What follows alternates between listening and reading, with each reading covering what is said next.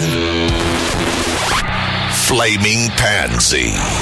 This is the Bone Metal Zone. We just finished talking about Forbidden, and so it's only natural that we should talk about Exodus. So, Paul, tell us about your time in Exodus. I mean, how did you end up jumping from band to band and then all of a sudden in Exodus and then out of Exodus?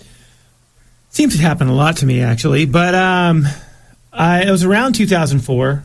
I just left Testament in 2004. In 2005, I had just was playing with some friends' bands locally just because I wanted to play live. And I was looking for a band, trying to figure out whether I wanted to start my own band or just, I kind of had my, the lot of irons in the fire, as it were. And I got a phone call from Exodus's manager, and I was so busy I didn't return it for a week. And I'm like, oh, well, I guess they had said you got a habit of that too, huh? Yeah, I know. I'm trying to work on that. That's okay.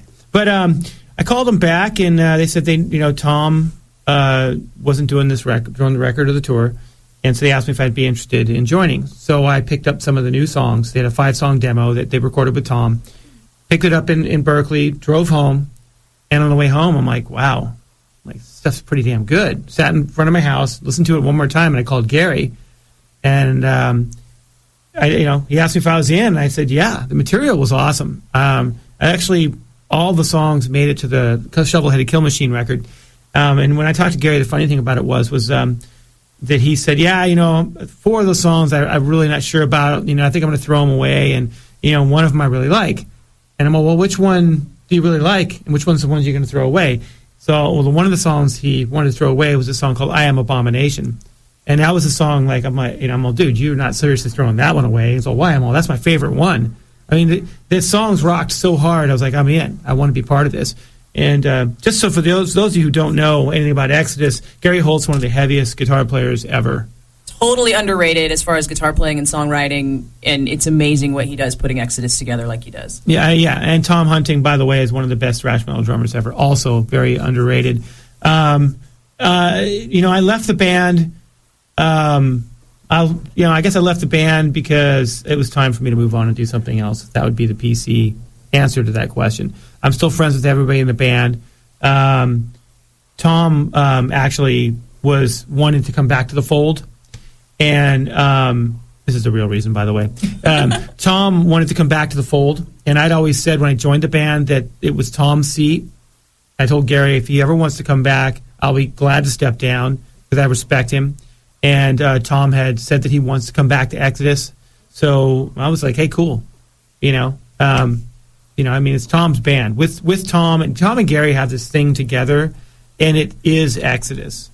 I was really glad to be on the record that I was on with them because I personally thought it was a very heavy record, and I thought there were some cool songs on there, and we toured for about a year and a half, so it was a good experience. How does it feel thinking back that? You, as the original drummer for Forbidden, were replaced by Gene Hoglan in the reunion, and you, who replaced Dave Lombardo, legendary drummer in Slayer, had to be replaced by Slayer with Dave Lombardo, and then you replaced Tom Hunting in Exodus and can only be replaced by Tom Hunting from Exodus. Isn't that kind of a statement to your drumming talent? I don't know. I mean, really, I'm totally putting you on the spot, I know. I don't, really, I don't think about it. If I'm a metal fan, and I'm a fan of drums as well, and I love bands that take it to that higher level, the next level. Anyways, I had to do that again. Anyways, but seriously, that's the truth. It's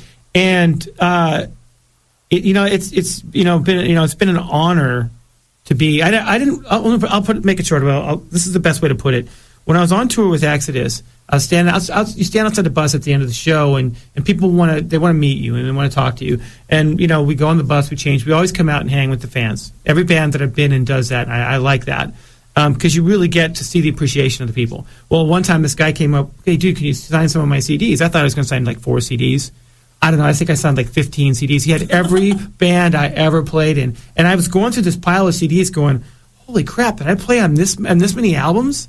And it never really hit me until that moment how many bands I'd been in or how many CDs I've actually done. And it makes me really appreciative of the fact that let's face it, it's hard enough to get signed to one record. I mean, it's been an honor for me to play for so many different and diverse metal bands and so many good metal bands. You're too humble for your own good, Paul. It's 107.7 The Bone. It's the Metal Zone. Lots more. A whole nother hour with Paul. Exodus is on the way, and we're going to be playing New Testament as well. It's 107.7 The Bone. It's the Metal Zone. The Bone Metal Zone.